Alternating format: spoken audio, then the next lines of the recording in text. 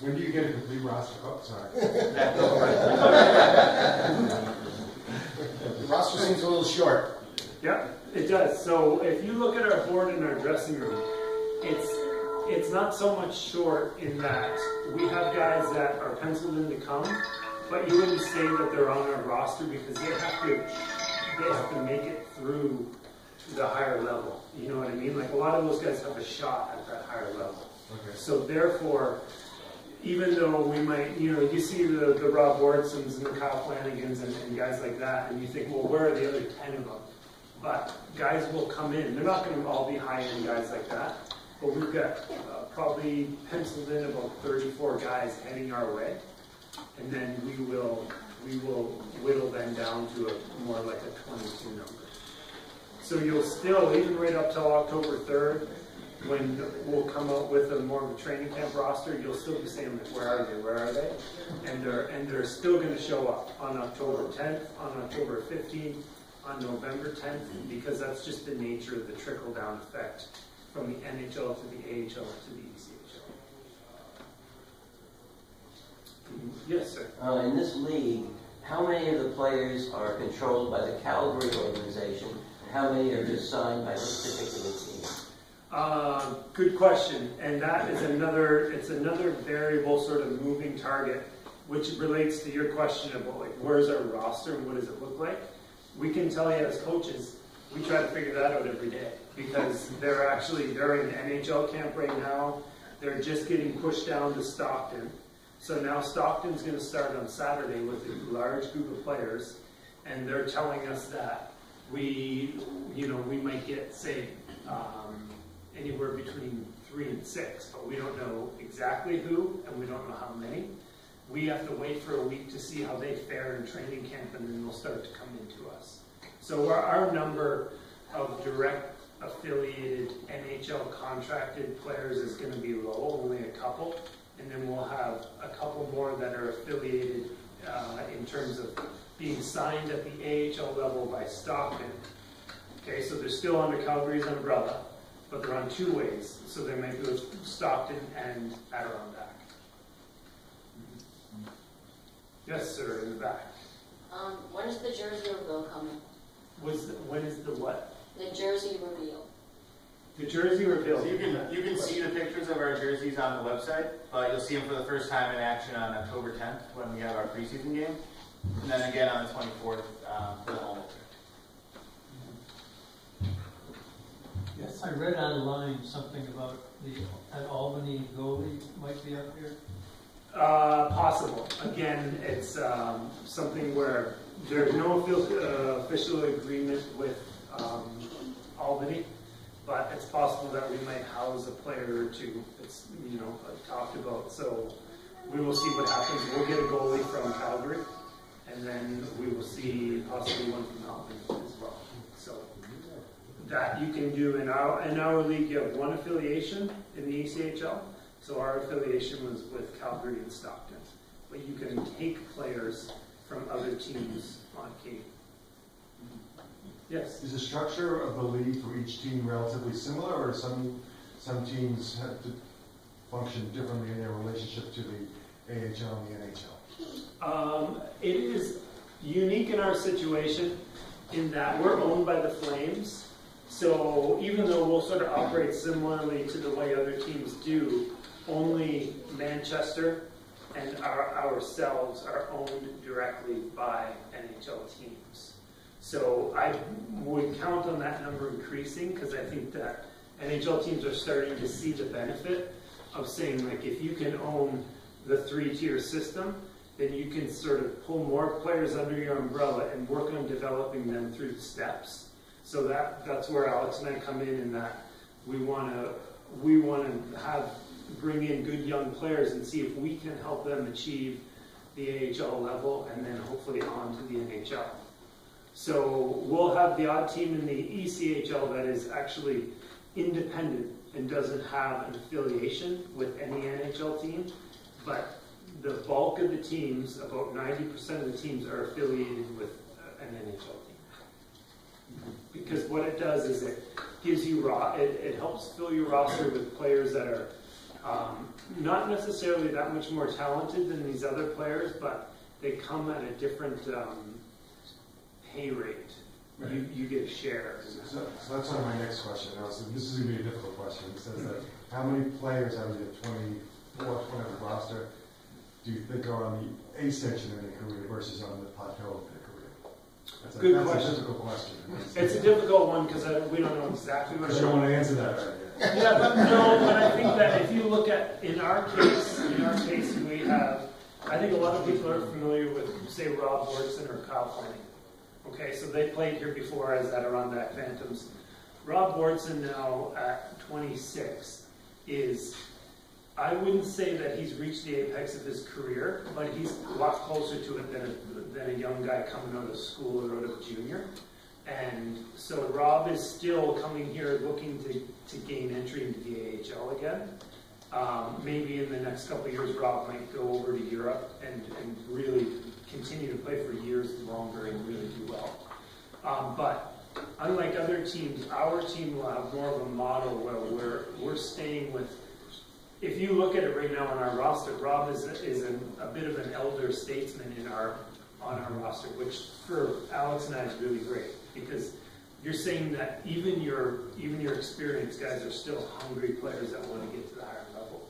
So I would say that the vast majority of our team is guys that are either coming out of college, like Gunnar Hughes, who was a captain at St. Lawrence last year, and is now trying to make his way up through the ranks, or guys that are in their first couple of years of pro and really expect to continue to excel and climb the ladder. So ours will be a little different than some. You might see some ECHL teams out in places in the Midwest or no particular place. They might just have an older model where they have more guys, maybe 5, 6, 7 that are really have reached the pinnacle of their career and are more on the down. So guys in their late 20s, as opposed to guys, you're going to have a lot of guys in their 25 and younger. Yeah, we'll have a lot of guys in that 25 range because the guys that come out of college generally come out at about 24, 25.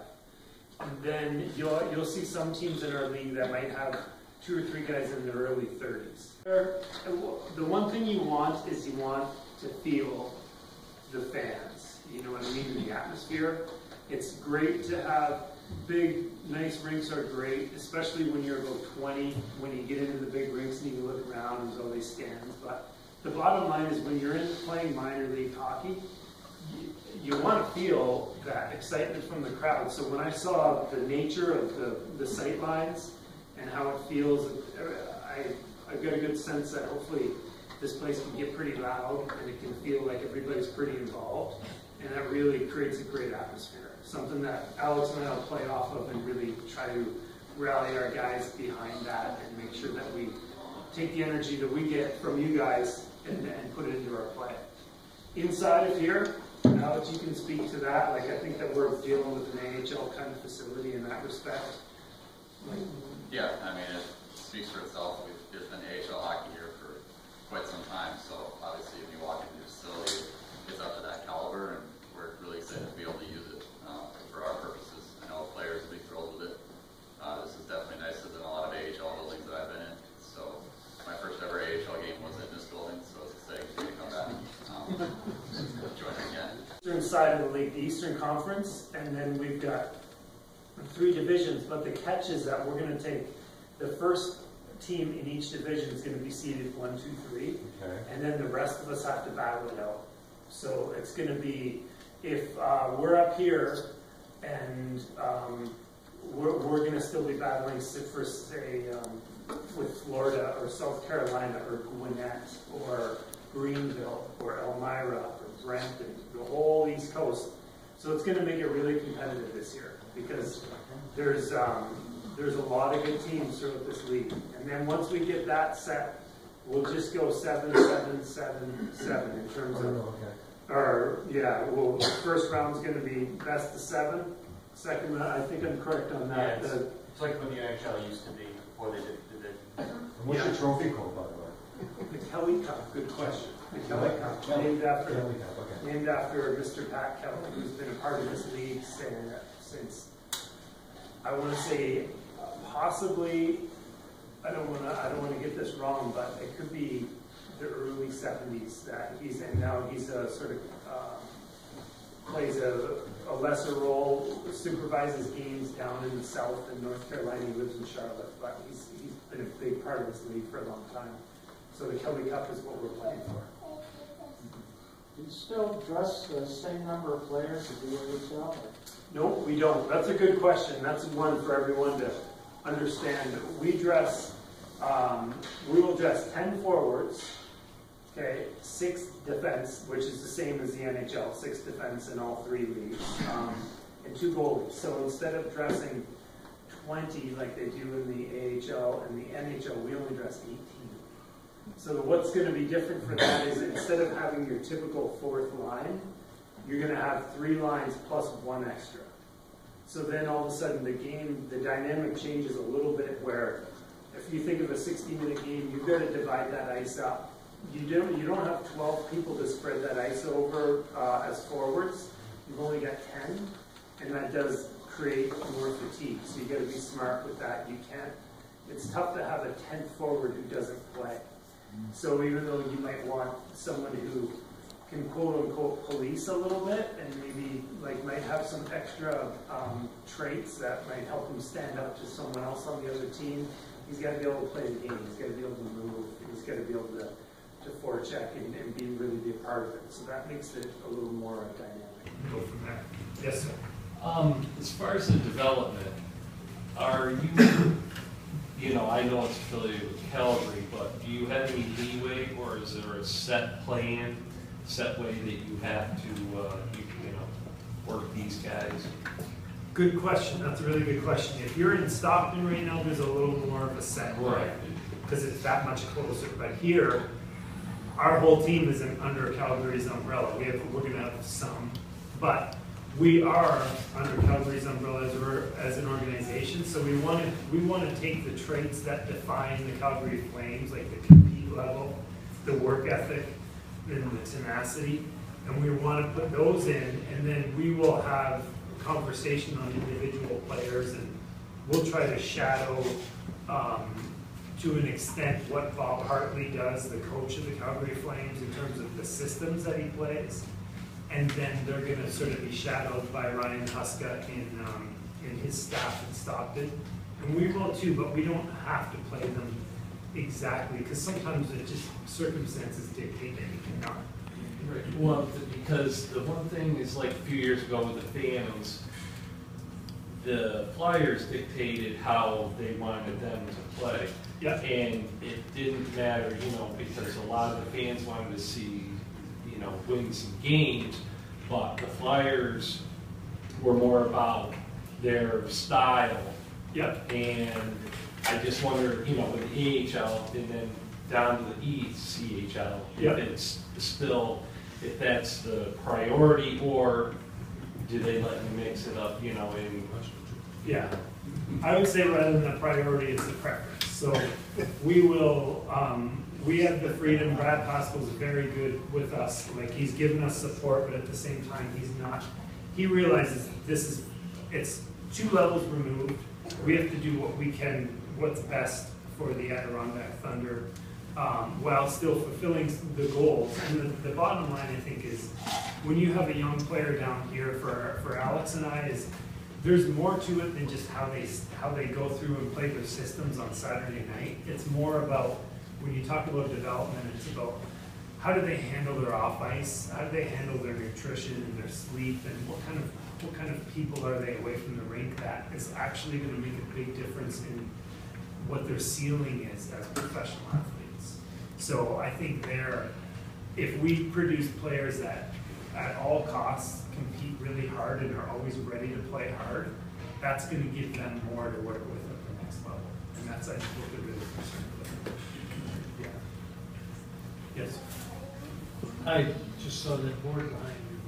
There's clearly a first line, second line, third line. You're going to have to erase those there.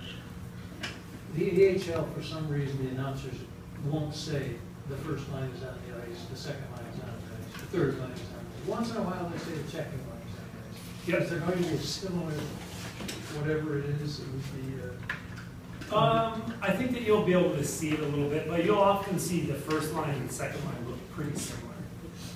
Because in general, we want this game is turning into a pretty skilled game. Like it's moving very quickly. We've eliminated a lot of the stick work. We're slowing people down. So all of a sudden, the head contact has started to limit the not really limited to hitting, but as the pace picks up, it seems like the skill is picking up, and there's a little more emphasis on possession and hanging onto the puck and making plays. So you're going to see more skill on a team in your first and second lines in the ECHL, and then you'll start to see a bit more identity of the third line being that line that can maybe be a little more reliable and handle the other team's most dynamic line. So I think you'll be able to differentiate between that earlier. There might be certain times in the season where we're a little more, what's the term? We're a little more even across the board. But generally, yeah, I don't know if our announcers will identify it that well, but you'll be able to identify it if you watch it consistently. You'll know posted on Twitter or something. Not What's with that? Yeah, you can break into my office and there's a young man in the back. Yep. Since there's probably going to be more room in the benches, are the goalies going to sit in the benches or behind the plexiglass? Good question. That is Alex would know that better than I, because he's been in this building as a I know in the past that they stick the backups away from the benches, but we do have a little space. That's something we'll have to discuss as the year comes up to see if they're going to be in the way or not. It's more of that than anything. Because if they're in the way, you got to kick them out. We do want a little more size, so maybe that might. Some bigger guys, so we might squeeze them up. We'll see. Is the pace of the game, is it going to be as quick as the AHL? Is it going to be, I've heard that it's a faster pace actually. We were talking in the room, I was talking to someone earlier. I don't think I'd be honest to say it's going to be faster, because they have a few more players. So they've got 12 forwards on the bench who can just, they can go and they get a little more rest. So we want the pace to be fast, don't get me wrong.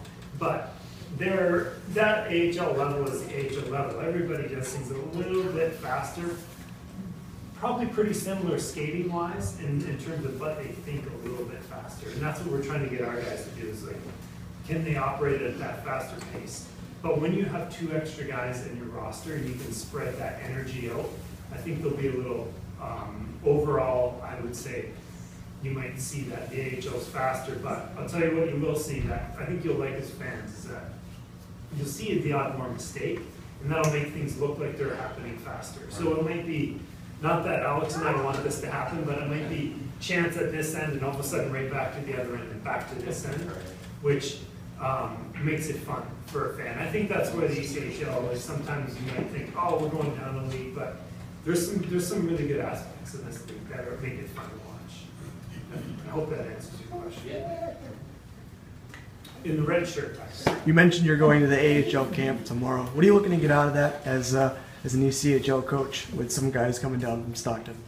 Good question. So the first thing that I'm most excited about from a professional point of view is I get to see on Alex and myself's behalf how Ryan Huskett, who coached here last year, and his staff operate. So if we're an extension of them, we want to sit and soak that in so that we can help send the same message. And that when guys leave here and go play for them, they're sort of comfortable because we're giving them a similar sort of message. So that's one area. Another area is there are going to be guys that are going to that camp that aren't going to be here.